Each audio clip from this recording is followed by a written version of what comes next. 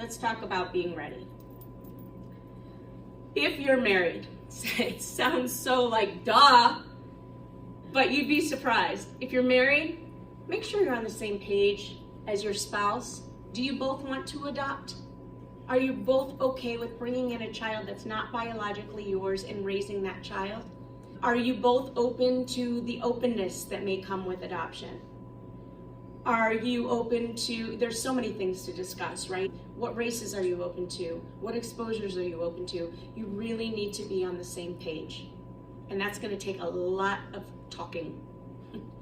Mourning infertility, giving yourself that time if you have gone through miscarriage or fertility treatments and that hasn't worked for you. Give yourself that time to grieve. It's really important before you're able to move on. Will it ever go away? No. I still find myself crying when I tell my story sometimes, and it shocks me because I think I'm over it. But it's always going to be there. But are you at the place to move on? Feeling anxious, totally normal. Life gets in the way. Yes, it does. Things come up in life. And you have to know that throughout your journey, something may come up to put a little bit of a halt or for you to take a step back, and that is okay.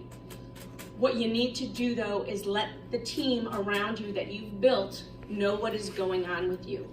Unfortunately, in this process, it's not just about you, but the people that you have brought in to help you too.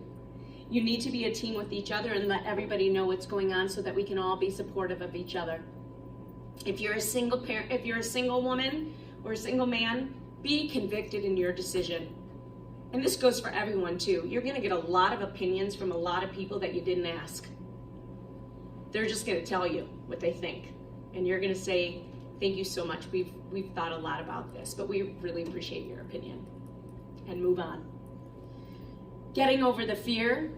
There's always going to be fear. Recognize that it's there. Recognize what your fears are and get some help to try to talk about it. I always recommend an adoption therapist who specializes in adoption. It's not enough to go to a therapist who specializes in grief and anxiety. That's great, but go to somebody who knows the nuances of adoption. Knowing the risks, being open and trusting, the risks of a birth mom changing her mind, the risk of losing money, the risk of heartbreak. Be open and trusting. This is my biggest one.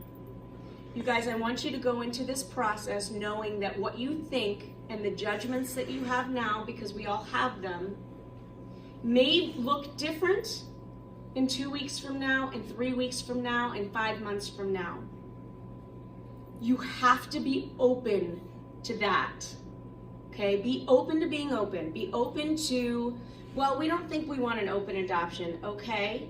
Sit with that and be open to learning about that, okay? And maybe your minds will change.